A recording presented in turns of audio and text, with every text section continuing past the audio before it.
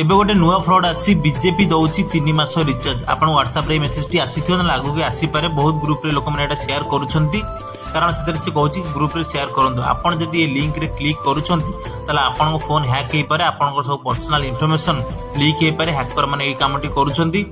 ଆପଣଙ୍କୁ ସେଥିରେ କିଛି ରିଚାର୍ଜ ମିଳିବ ନାହିଁ। ଆପଣ ଯେତେବେଳେ ସେଥିରେ କ୍ଲିକ୍ କରିବେ ସେ ଆଗକୁ ମୋଦିଙ୍କ ଫଟୋ ଦେଖିବ, ତା ତଳେ ଭଲ ଇଣ୍ଟରଫେସ୍ ଗୋଟେ ଖୋଲିଯିବ।